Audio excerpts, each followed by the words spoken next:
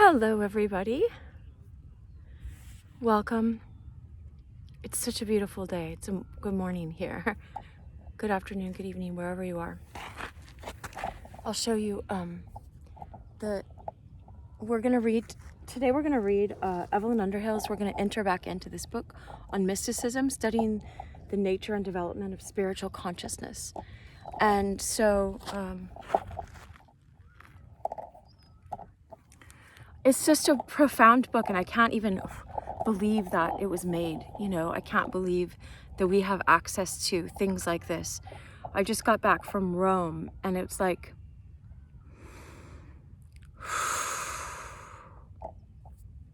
watch my videos. I think I'm gonna go back and tag them. I couldn't do it when I was traveling, but I mean, I just posted them, but I gotta call them Reflections on Rome.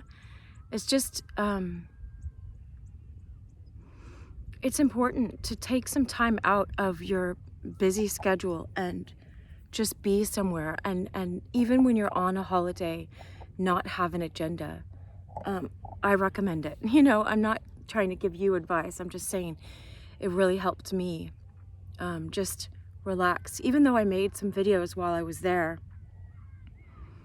just to have a chance to not have an agenda. Now, I bring this up too because this is like the mystic life. When you're entering into this mystic union with divine love, it's like what St. John of the Cross says, it's a pathless path. There are paths, and you'll wander upon some,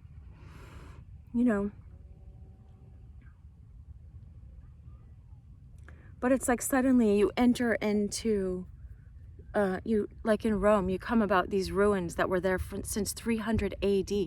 I mean, BC, there's this Herculean thing, circular building. There's just buildings that have stood the test of time.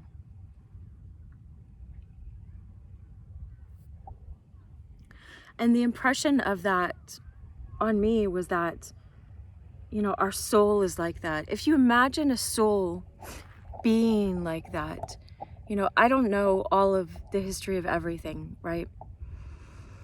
But just imagine if your soul comes from God and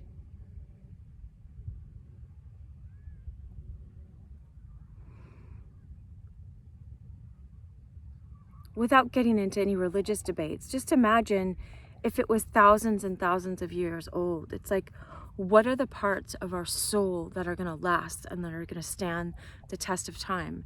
And what just, gets burnt out like a new fashion, a new fad that comes and goes and comes and goes,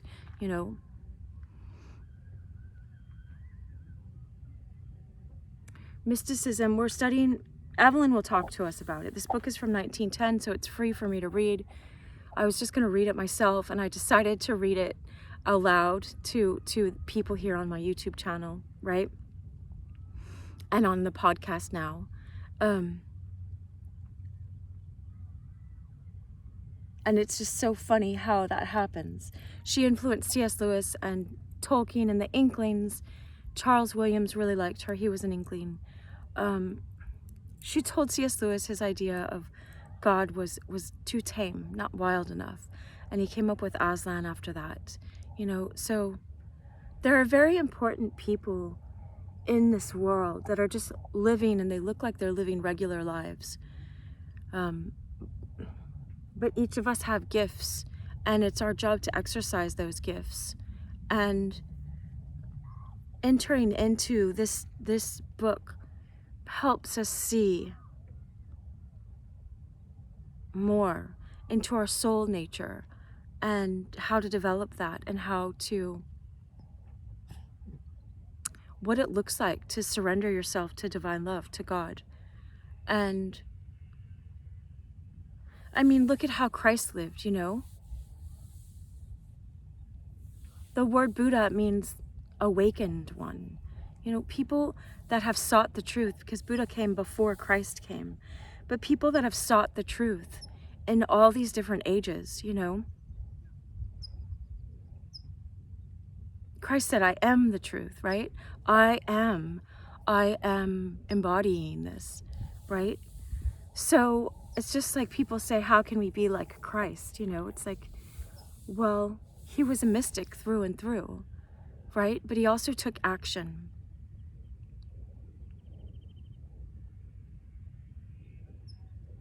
So although Evelyn Underhill was a Christian, this book feels like it's open to everyone. Everyone is welcome to enter into understanding what mysticism is. Because it definitely is something. It's not nothing, right? And since I'm a psychologist in my day job, and the word psyche is for soul, and ology is the study of, so I always looked at psychology as the study of the soul.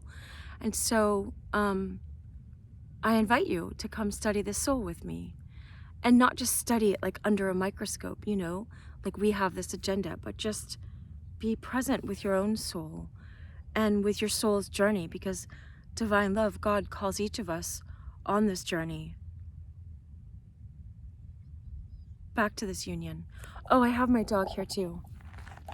Here, Lily. Wanna look? Look over here. Lily.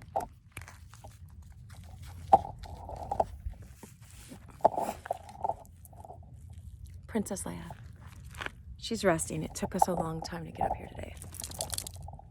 All right, so if the clouds go away, we'll see the ocean is right there. If not, oh well. We're here to be present with what shows up in this chapter. We're on a new chapter. So, welcome.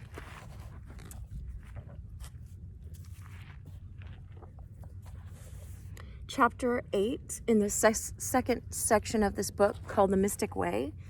This chapter is called Ecstasy and Rapture. And I make a habit of showing this in case you want to take a screenshot of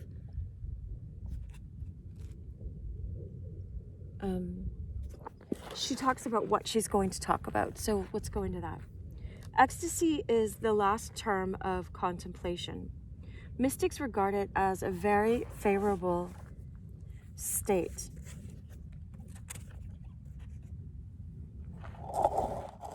Okay, we'll see about ecstasy. Great. Its physical aspect, the trance, an abnormal bodily state, healthy and unhealthy trances, their characteristics. Great.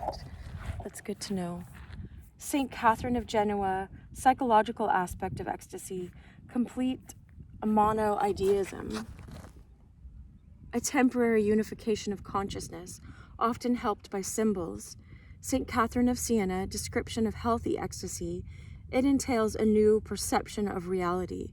Mystical aspect of ecstasy, a state of pure apprehension, the contemplation of the horizon of union.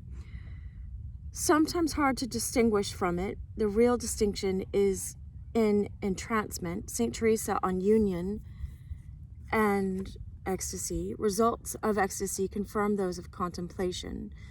No sharp line possible between the two. Many cases cannot be classified. Will roll on two forms of rapture. The mystic in ecstasy claims that he attains the absolute. The nature of his consciousness, a concentration of his whole being in one act, a perception of eternity. Suso, the Neoplatonist, self-mergence, Jacopone de Todi, ecstatic vision, rapture, its distinction from ecstasy. It indicates psychophysical disharmony. St. Teresa on rapture, levitation. Rapture always entails bodily immobility, generally mental disorder. Its final result, good for life. Ecstatic states contribute to the organic development of the self. All right, here we go.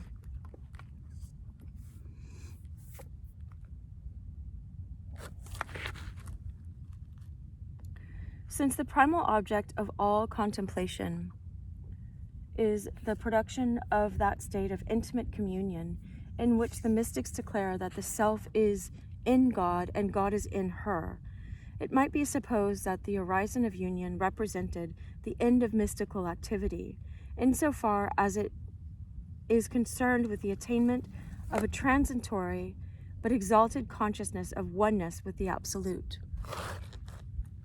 Nearly all great contemplatives, however, describe it as a distinct and regard as a more advanced phase of the spiritual consciousness. The group of definitely ecstatic states in which the concentration of interest on the transcendent is so complete, the gathering up and pouring out of life on this one point so intense, that the subject is entranced and becomes for the time of the ecstasy wholly unconscious of the external world. In pure contemplation, he refused to attend to that external world. It was there, a blurred image, at the fringe of his conscious field. I'm going to turn this. But he deliberately left it on one side.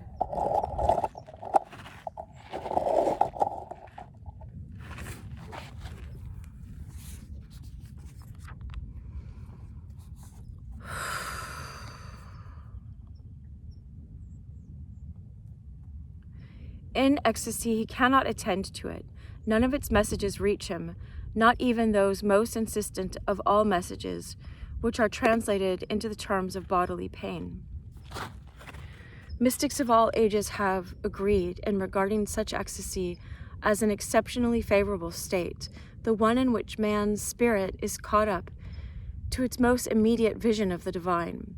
The word has become a synonym for joyous exaltation, for the inebriation of the infinite.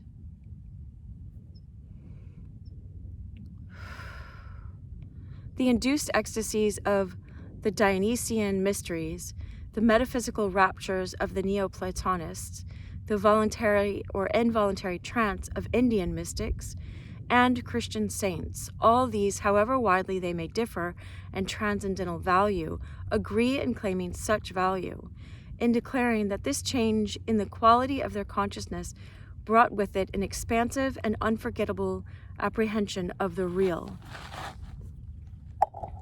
Now, two things are coming to me right now for us. Is one, I went to Turkey and I got to see the Sufi dancers, and they did the whirling dervish, where they twirl around like Rumi did. And they did a dance where you're letting go of egotism. And I learned Native American dances where you're going around in the circle and,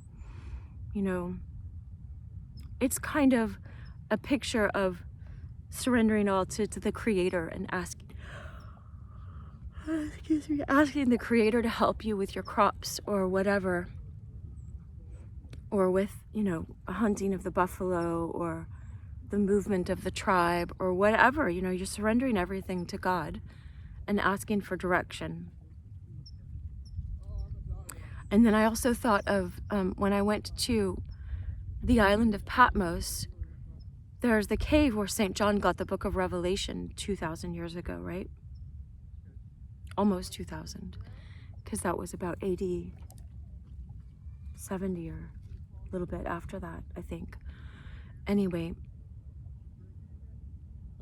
but there's a hole in the wall in the cave, a hand hole, and like hand holes that people have when they're climbing mountains and stuff, right? A handhold. And they said it was for John. He had to hold himself so he wouldn't keep levitating to the top of the cave.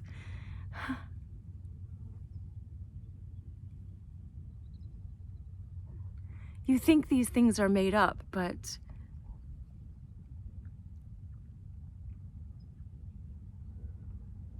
when you have some mystic experiences, you understand how these things could happen and how it's not against nature. It's just, we're multidimensional beings.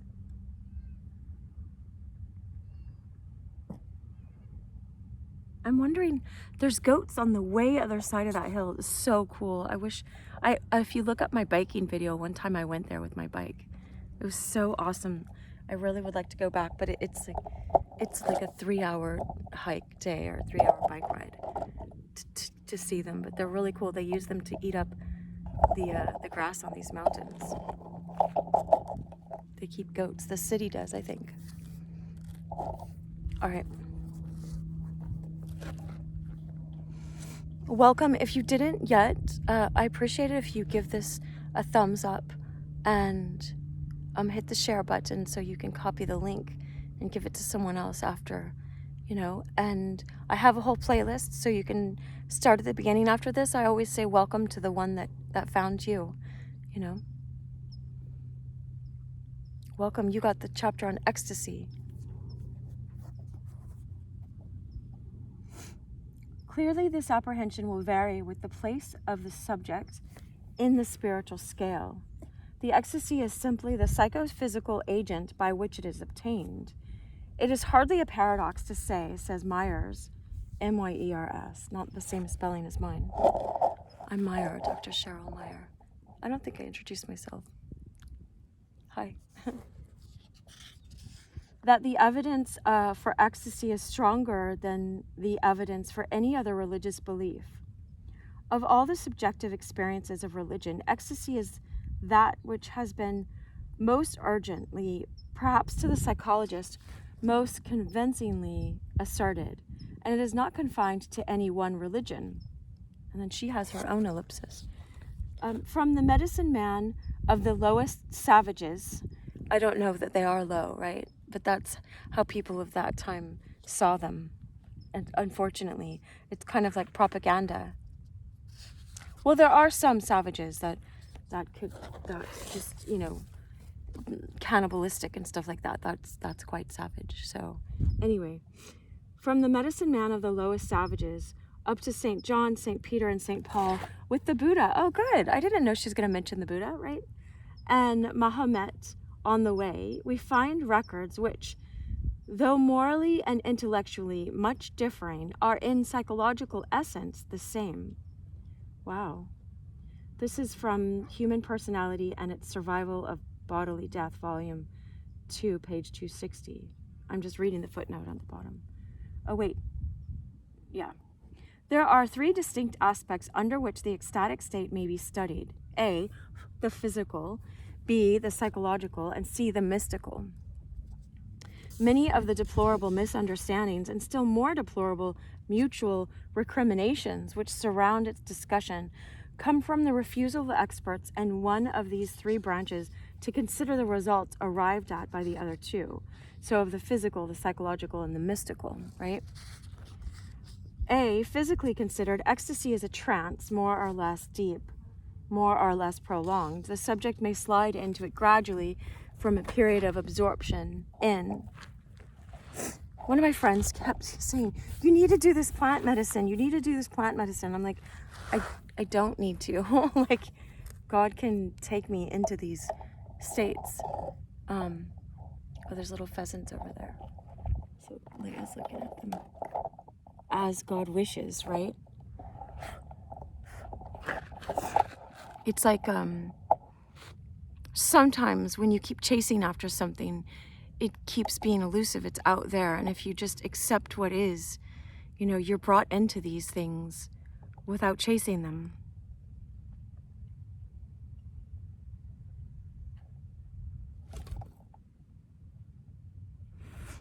I wrote down this morning, I think it is a quote from Rumi. I have it in my room. It's just the bottom of it was cut off, but I wrote it down again when I went downstairs. It says, let the dead leaves lie. You know, just this simple thing. Leia, it's okay. Look at, she's looking at them. It's okay. We don't get to go play with them right now. Leia, we're reading our book now. Come on, come here. Come here. You can sit on my lap. All right, you just look because you're a dog. You're meant to. All right. So, physically considered, ecstasy is a trance. Ow. Hold on, I was sitting on a rock or something sharp.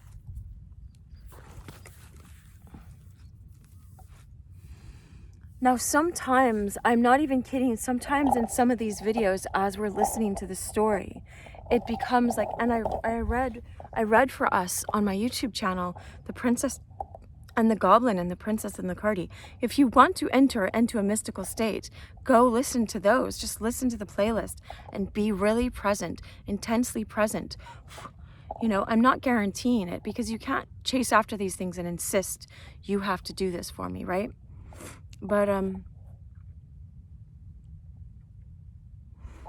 George MacDonald is so good about that. He's talking about how the Cardi was just listening to the great-great-grandmother, which is like the Holy Spirit.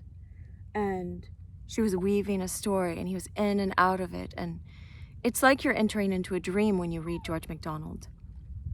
I've got these bees behind me. They're right here. All right, let me turn off this notification. Okay.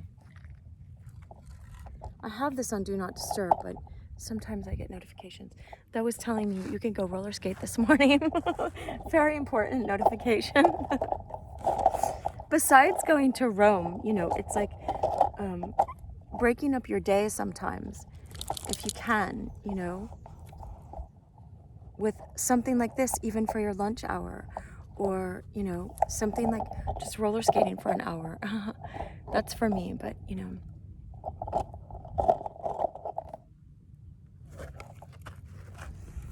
All right. The subject may slide into gradually from a period of absorption in or contemplation of some idea which has filled the field of consciousness, or it may come on suddenly, the appearance of the idea, or even some word or symbol suggesting the idea, abruptly throwing the subject into an entranced condition. This is the state which mystical writers call rapture. The distinction, however, is a conventional one, and the works of the mystics describe many intermediate forms. During the trance, breathing and circulation are depressed.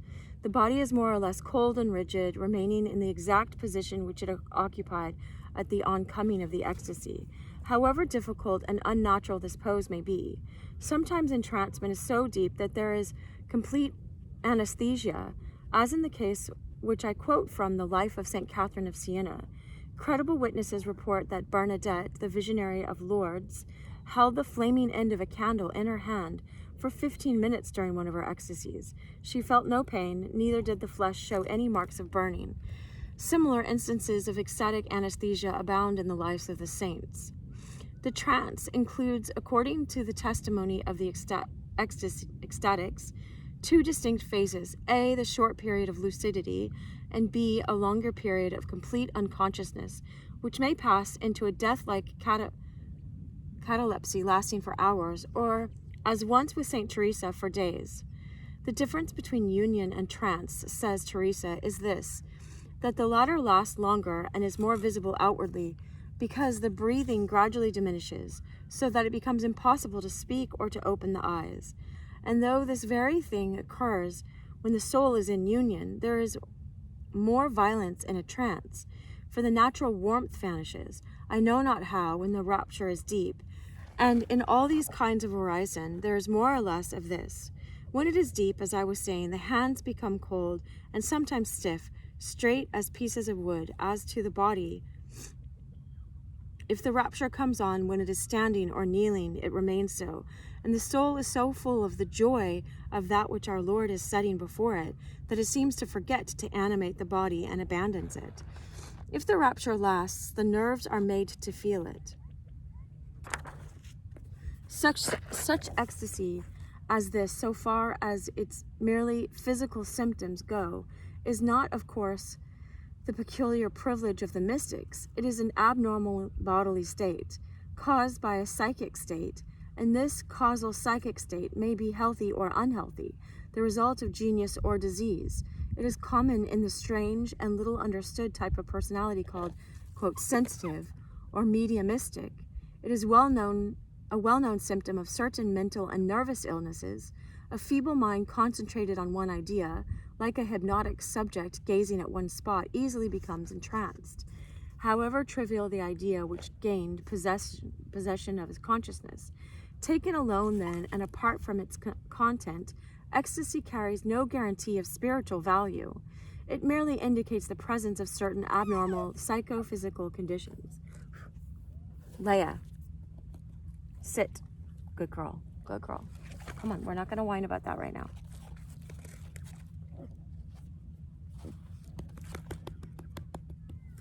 Come here, girl. You got it. Good girl. A feeble mind concentrated on one idea. Okay, taken alone then and apart from its content, ecstasy carries no guarantees, like I was just saying, of spiritual value. It merely indicates the presence of certain abnormal psychophysical conditions, an alteration of normal equilibrium, a shifting of the threshold of consciousness, which leaves the body and the whole usual external world outside instead of inside the conscious field, and even affects those physical functions, such as breathing, which are almost entirely automatic. Thus, ecstasy, physically considered, may occur in any person in whom, 1, the threshold of consciousness is exceptionally mobile, and 2, there is a tendency to dwell upon one governing idea or intuition. Its worth depends entirely on the objective worth of that idea or intuition. Wow, when I went to the Eckhart Tolle class in Canada, in Banff the other day, he was saying something just like this. But I was disagreeing with what he was saying. But now what Evelyn Underhill just brought up kind of makes what he was saying make sense. He was saying, you know, if you're getting something in your intuition, you know, see if it's good. You know, we'll use discernment, right? But anyway, I mean, they say in the Bible, test the spirits 3 times, you know. Maybe there's, anyway, there's lots of different methods for what that means, to test the spirits. Even if you think Jesus was tempted 3 different ways, you know, of the flesh, of his egotism to self-aggrandize and throw himself off the temple, or to eat, make something into food to immediate gratification, or this thing of the devil telling him, I'll let you rule over all of these people if you just bow down to me. And he said, worship the Lord your God. It says, thou shalt worship the Lord your God only, and him only ought you serve. And so that spirit revealed itself, you know. Anyway, in the hysterical patient, thanks to an unhealthy condition of the centers of consciousness, any trivial or irrational idea, any one of the odds and ends stored up in the subliminal region, may thus become fixed, dominate the mind, and produce entrancement. Such ecstasy is an illness. The emphasis is on the pathological state which makes it possible. In the mystic, the idea which fills his life is so great a one, the idea of God, that in proportion as it is vivid, real, and intimate, it inevitably tends to monopolize the field of consciousness. His ecstasy, you know, his or her, is an expression of this fact. And here the emphasis is on the overpowering strength of spirit, not on the feeble and unhealthy state of the mind. And she has a quote down here. Yeah, it says, St. Thomas proves ecstasies to be inevitable on just this psychological ground. Quote, the higher our mind is raised, I don't know where she's reading St. Thomas from, but this is great. The higher the mind is raised to the contemplation of spiritual things, he says, the more it is abstracted from sensible things. But the final term to which contemplation can possibly arrive is the divine substance. Therefore, the mind that sees the divine substance must be totally divorced from the bodily senses, either by death or by some rapture. In Summa Contra Gentiles, 1 chapter XLVII, Rickaby's translation, Summa Contra Gentiles. Wow, I don't know that one. This true ecstasy, says God Fernal, N-A-U-X, Godfernaux is his name. I'm guessing it's a he. Is not a malady, but, quote, the extreme form of a state which must be classed among the ordinary accidents of conscious life. The mystics themselves are fully aware of the importance of this distinction. Ecstasies, no less than visions and voices, must, they declare, be subjected to unsparing criticism before they are recognized as divine. Whereas some are undoubtedly of God, others are no less clearly of the devil. There we go. The great doctors of the mystical life, says Malaval, teach that there are two sorts of raptures which must be carefully distinguished. The first are produced in persons but little advanced in the way, with a capital W, and still full of selfhood, either by the force of a heated imagination which vividly apprehends a sensible object, or by the artifice of the devil. These are the raptures which Saint Teresa calls in various parts of her works raptures of feminine weakness. The other sort of rapture, she was in a convent, so she was around all women, but she did have men mentors. I think she knew St. John of the Cross, who wrote The Ascent of Mount Carmel, who talks about, don't put your trust in any of these things. Even God, he says, will respect that. If God gives you something, then let God speak inwardly to you from it. But anyway,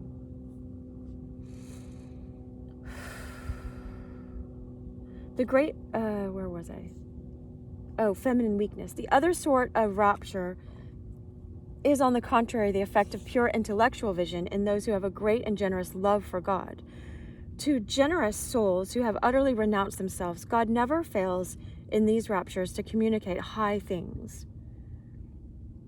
This is from Sur la Psychologie du Mysticism, Revue, Revue, Philosophique, 1902, February. Okay.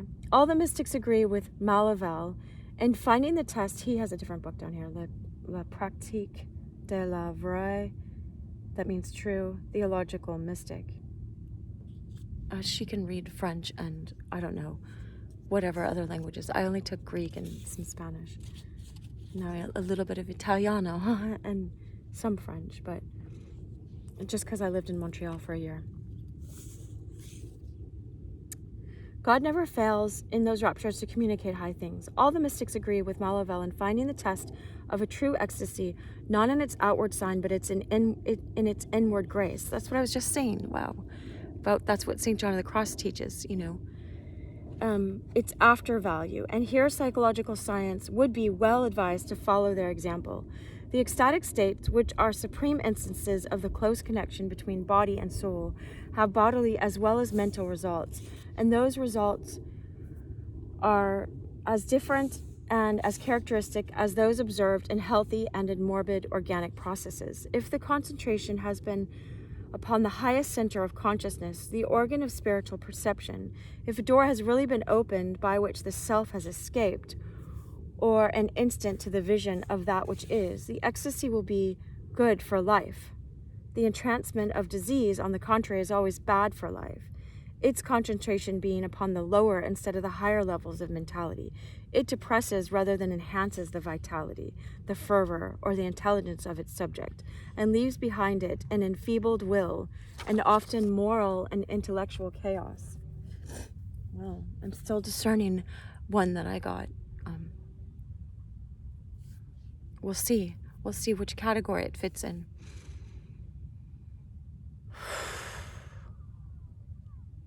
Ecstasies that do not produce considerable profit either to the persons themselves or to others deserves to be suspected, says Augustine Baker. And when any marks of their approaching are perceived, the persons ought to divert their minds some other way. It is all the difference between a healthy appetite for nourishing food and a morbid craving for garbage. If you just it's like if your body gets addicted to sugar, then you keep wanting sugar, and the cells in your body keep wanting sugar. Just like if someone's addicted to, the white substance that I won't say in case I get flagged on YouTube, but whatever. You know what I mean? It's like your body develops a craving for that and an addiction to that, and you get impaired judgment. It's just like with alcohol. You can get, and then get imbalanced. And it's just like I watched a movie on the airplane, a French movie that was actually really good. On this guy, this 20-something-year-old that had a gambling addiction, and, the highs that it was giving him. But it was showing how disconnected he was from love, from loving real people that cared about him. It was really, I can't remember what it's called because it's named after a French novel, the Decalogue or something. I wrote it down in my book. I don't know what the French word means, so I watched the subtitles.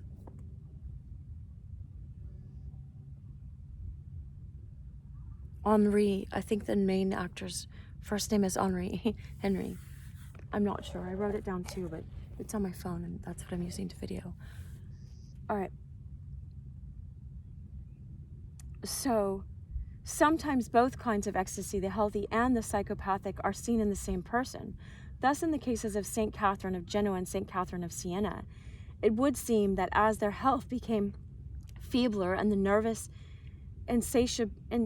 instability always found in persons of genius increased, their ecstasies became more frequent, but those were not healthy ecstasies, such as those which they experienced in the earlier stages of their careers, and which brought with them an access of vitality.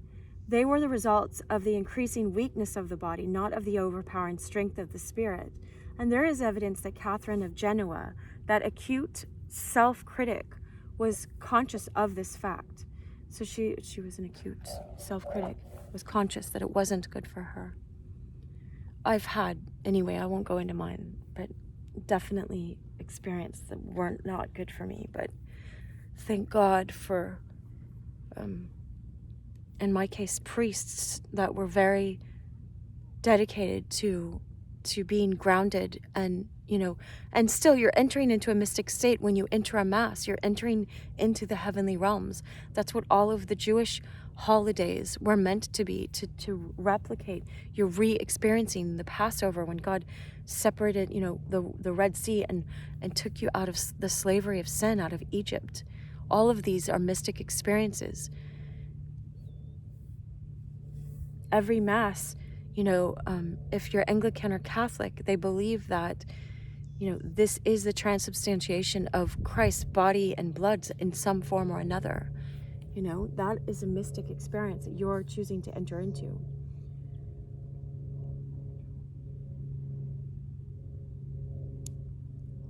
They were the result of increasing weakness of the body, not of the overpowering strength of the spirit. Those who attended on her did not know how to distinguish one state from the other, and hence, on coming to, she would sometimes say, "Why did you let me remain in this quietude from which I have almost died? Wow, why didn't you wake me up?" Her earlier ecstasies were very different from this.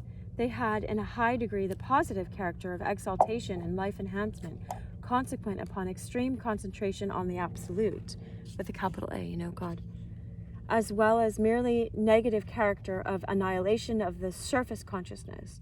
She came from them with renewed health and strength, as from a resting in heavenly places and a feeding on heavenly food, and side by side with this ecstatic life fulfilled the innumerable duties of her active profession as hospital matron and spiritual mother of a large group of disciples.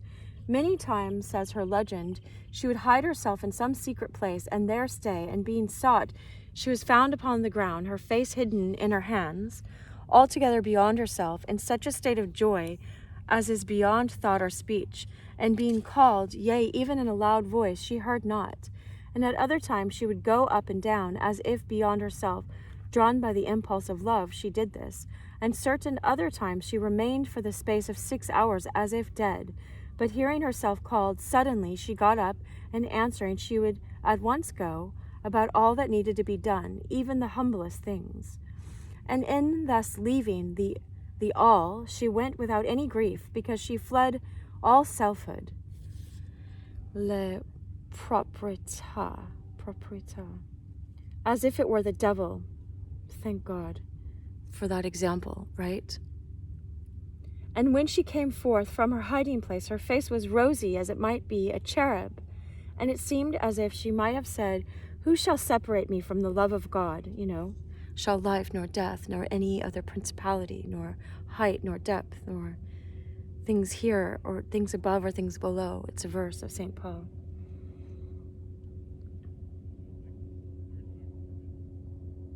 This power, this is in the footnotes. This power of detecting and hearing the call of duty, though she was deaf to everything else, is evidently related to the peculiarity noticed by Ribot who says that an ecstatic hears no sound save in some cases the voice of one specific person, which is always able to penetrate the trance. Anyway, very often says Saint Teresa of Avila, right? Describing the results of such rapturous communion with pure love as that from which Saint Catherine comes joyous and rosy-faced. He who was before sickly and full of pain comes forth healthy and even with new strength, for it is something great that is given to the soul in rapture. B. Psychologically considered, all ecstasy is a form, the most perfect form of the state which is technically called complete monoideism, that withdrawal of consciousness from the circumference to center. Like I wear this ring to go into the center of the center. Jesus says when you pray, go into your inner room and shut the door. He's saying to quiet out your outer senses, practice learning how to discipline this, not to go, I'm going to take myself in ecstatic state, but it's a discipline to stop giving your attention to all these things which keep calling you out, keep calling you in the pattern of, trying to please other people, or trying to please your boss, or trying to please your bank account, or trying to please the egotism in you that says this is what's important. I heard a priest say the first thing the devil always wants to take from you is your life of prayer, so know that, because that's your connection with God. And I know my brother studies ancient peoples of all kinds, even like Plato talked about Atlantis, and someone talked about Lemuria and stuff like that. I don't know, all I'm saying is that there are forces in this world that want to annihilate and kill off the ancient peoples that had a divine connection, a mystic connection to God, because they can't control those people. So watch, like the Armenians and all sorts of people. Anyway, Native Americans, the sun is taking away the clouds. The sky is so beautiful over here, but it's beautiful there too. I can see the ocean now. I hope you guys can. It's one of the reasons I come here, because it's just this expansive. Look at this. Isn't this amazing? I didn't see anything like this in Rome. I missed this. I missed just this spot, that's why I just got back at midnight last night and woke up at 6. And I was like, I gotta get out on the trail. Oh, I'll bring my book and read to us too once I get out here. Psychologically considered, all ecstasy is a form, the most perfect form of the state, which is technically called, that withdrawal of consciousness from the circumference to the center, that deliberate attention to one thing, which we discovered in recollection. We talked about recollection in one of the other chapters, is here pushed voluntarily or involuntarily to its logical conclusion. It is always paid for by psychophysical disturbances. 2, rewarded in healthy cases by an enormous lucidity, a supreme intuition in regard to one thing on which the self-interest has been set. Wow.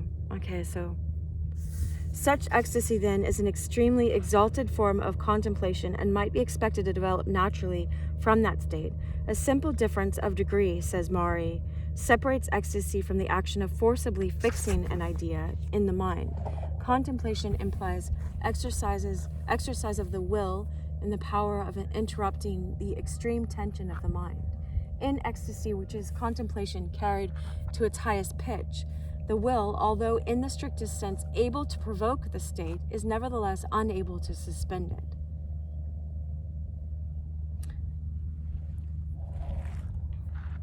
I don't think now is the place to talk about the one I had. Just one. I mean, I've had more than one,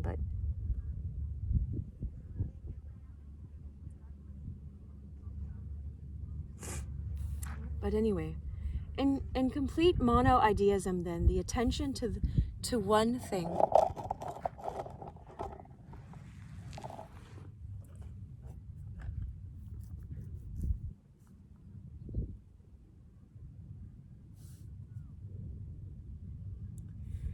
and the inattention to all else is so entire that the subject is entranced. Consciousness has been withdrawn from those centers which receive and respond to the messages of the external world. He neither sees, feels, nor hears. The ego dormio et cor meum vigilant.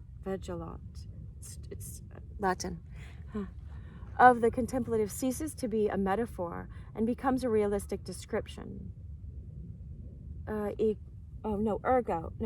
Ego is dormant. Something, I don't know. Someone, if you know Latin, write that down for us in the comments, please. I'd appreciate it. We'd all appreciate it. Or you can look it up. Because I can't, I'm doing the video for us. That's enough for me, right? So it's one way you can contribute. Of the contemplative ceases to be a metaphor and becomes a realistic description. It must be remembered that the whole trend of mystical education has been towards the production of this fixity of attention. Recollection and quiet lead up to it. Contemplation cannot take place without it. All the mystics assure us that a unification of consciousness in which all outward things are forgot is the necessary prelude of union with the divine. For consciousness of the many and consciousness of the one, with a capital O, are mutually exclusive states. God is many, the three in one, And so it's like a paradox. Because you're fully aware, but anyway, she'll talk about it more. Ecstasy for the psychologist is just such a unification in its most extreme form. The absorption of the self in the one idea, the one desire, is so profound that in the case of the great mystic so impassioned that everything else is blotted out, the tide of life is withdrawn, not only from those higher centers, which are the seats of perception and of thought, but also from those lower centers which govern the physical life. Did you see the white butterfly? The whole vitality of the subject is so concentrated on the transcendental world, or in the case of a morbid ecstatic, on the idea which dominates his mind, that body and brain alike are depleted of their energy in the interest of this supreme act. Since mystics have, as a rule, the extreme susceptibility to suggestions and impressions, which is characteristic of all artistic and creative types, it is not surprising to find that their ecstasies are often evoked abruptly by the exhibition of or concentration upon some loved and special symbol of the divine. Such symbols form the rallying points about which are gathered a whole group of ideas and intuitions. So I get this with songs, and I teach people how to see songs from a different perspective. From a perspective is conversation with God, with divine love, and divine love with you. That's it. It's not complicated, but nevertheless, I have a patent pending on it right now.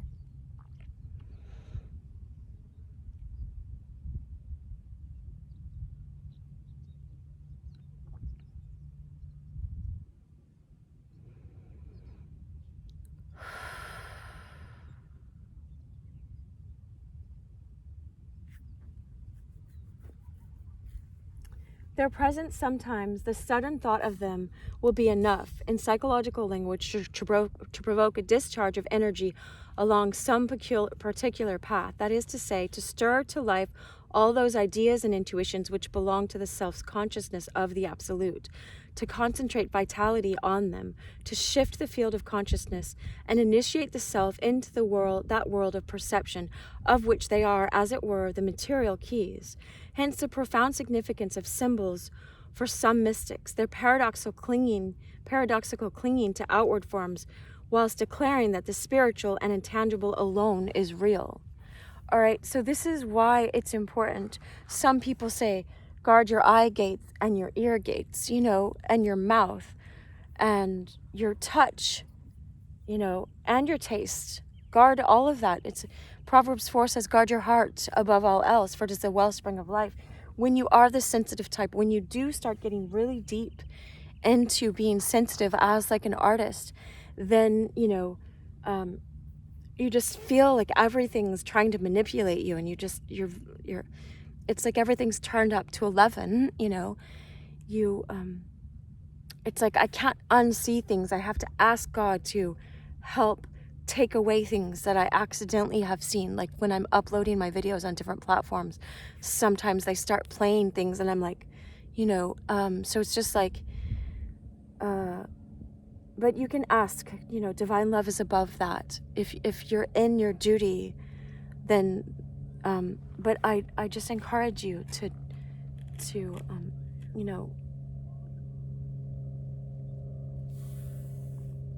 it's not like the Pharisees and being over strict. It's just being aware that you're sensitive to these things. And so respecting yourself just like you would respect, a child, and not to take a child to an R-rated movie, something like that. I don't know. That's just an example, right? You wouldn't expose them to a bunch of violence or whatever, when they're very impressionable. But you can always bring the state to divine love, to God, and it's great because God will never extort it or something, never use it in the wrong way like people will. And God teaches you how to respect yourself in the same capacity. For the Christian mystics, the sacraments and the mysteries of faith have always provided such a point d'appui, A-P-P-U-I. And these symbols often play a large part in the production of their ecstasies. In the case of St. Catherine of Siena, and also very often in that of her namesake of Genoa, St. Catherine of Genoa, the reception of Holy Communion was the prelude to ecstasy. Julian of Norwich, says St. Francis of Assisi, became entranced whilst gazing on the crucifix.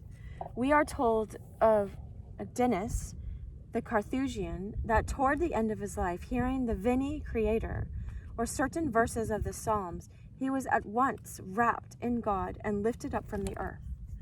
Of St. Catherine of Siena, her biographer says that she used to communicate with such fervor that immediately afterwards she would pass into the state of ecstasy, in which for hours she'd be totally unconscious. On one occasion, finding her in this condition, they, the Dominican friars, forcibly threw her out of the church at midday and left her in the heat of the sun, watched over by some of her companions till she came to her senses. Another, catching sight of her in the church when she was in ecstasy, came down and pricked her in many places with a needle. Catherine was not aroused in the least from her trance, but afterwards, when she came back to her senses, she felt the pain in her body and perceived that she had thus been wounded. Yeah, thanks a lot, right? It is interesting to compare with the subjective description, the subjective account of ecstatic union which Catherine gives in her divine dialogue. Here, for once, we have the deeper self of the mystic giving in a dramatic form its own account of its inward experience. Hence, we here see the inward side of that outward state of entrancement, which was all that onlookers were able to perceive. As usual, in the dialogue of the intuitive perceptions of the deeper self are attributed by Catherine to the divine voice speaking in her soul. Quote, "Oftentimes, through the perfect union which the soul has made with me, she is raised from the earth almost as if the heavy body became light." Oh, I kept getting that this morning. It was like pack light. I unpacked my whole suitcase before I came out here just to have it done, even though I didn't want to, right? I just wanted to come out on the trail. But I've gotten that so many times. Just pack light, on this earth, pack light, right? God is light, and Jesus said, "You are the light of the world." So you're packing, it's like you're packing heat, you're packing light. It's so cool how God speaks in that way. But anyway, so she is raised from the earth almost as if the heavy body becomes light. But this does not mean that the heaviness of the body is taken away, but that the union of the soul with me is more perfect than the union of the body with the soul. Wherefore the strength of the spirit united with me raises the weight of the body from the earth, leaving it as if immovable and all pulled to pieces in the affection of the soul. Thou rememberest to have heard it said of some creatures that were it not for my goodness, in seeking strength for them, they would not be able to live. And I would tell thee that in the fact that the souls of some do not leave their bodies, as is to be seen, a greater miracle than in the fact that some have arisen from the dead, so great is the union which they have with me. Excuse me. I therefore sometimes for a space withdraw from the union, making the soul return to the vessel of her body, ellipsis, from which she was separated by the affection of love. From the body she did not depart, because that cannot be except in death. The bodily powers alone departed, becoming united to me through affection of love. The memory is full of nothing but me. It's a capital M-E. I don't know what that means, but we'll see. The intellect elevated gazes upon the object of my truth. I think God, The affection which follows the intellect loves and becomes united with that which the intellect sees. These powers being united and gathered together and immersed and inflamed in me. Yeah, that's God speaking in what she's writing. The body loses its feeling so that the seeing eye sees not, the hearing ear hears not, and the tongue does not speak, except as the abundance of the heart will sometimes permit it for the alleviation of the heart and the praise and the glory of my name. The hand does not touch and the feet walk not, because the members are bound with the sentiment of love. A healthy ecstasy is so deep as this seems, that's the end of the quote. A healthy ecstasy so deep as this, it seems to be the exclusive prerogative of the mystics, perhaps because so great a passion, so profound a concentration can be produced by nothing smaller than their flaming love of God.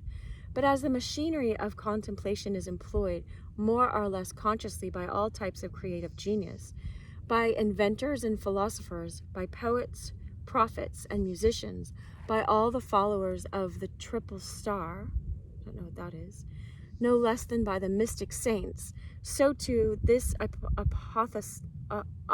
apotheosis of contemplation, the ecstatic state does appear in a less violent form, acting healthily and normally wherever we have the artistic and creative personality in a complete state of development.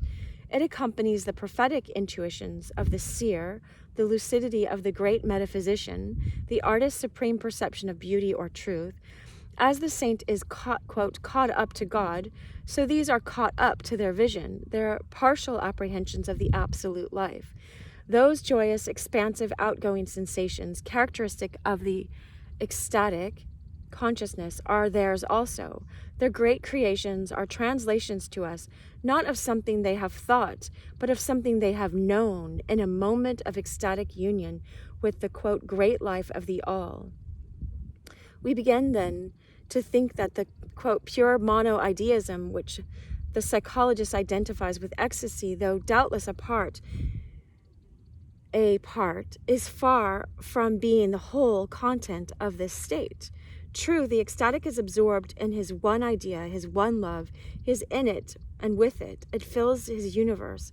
But this unified state of consciousness does not merely pour upon something already possessed. When it only does this, it is diseased. Its true business is pure perception. There's a song called Pure Energy. We know that singer. I wanna know what you're thinking. Pure energy. Anyway. It's talking something about this. He worked with, someone I knew well. It's outgoing, expansive. Its goal is something beyond itself. Its rearrangement of the psychic self, which occurs in ecstasy, is not merely concerned with the normal elements of consciousness. It is a temporary unification of consciousness around that center of transcendental perception, which mystics call the spark of the soul. Those deeper levels of personality which normal life keeps below the threshold are active in it, and though these are fused with the surface personality by the governing passion, the transcendent love, which lies at the basis of all sane ecstatic states.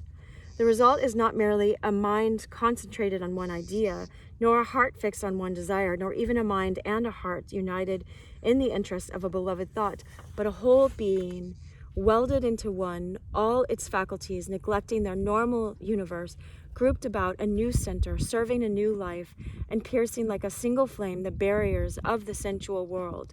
Ecstasy is the psychophysical state which generally accompanies and expresses this brief synthetic act.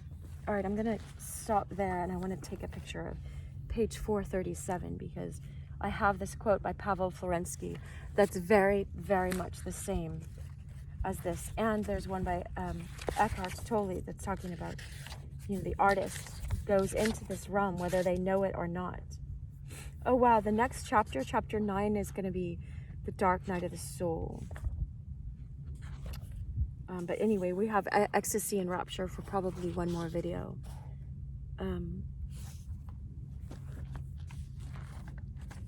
All right, I'll let you say goodbye to Leah, and I'll say goodbye. Bye, Leah. Say. All right, much love to you. I appreciate your presence. Make sure to share this with other people so that these kinds of teachings can go around the world, This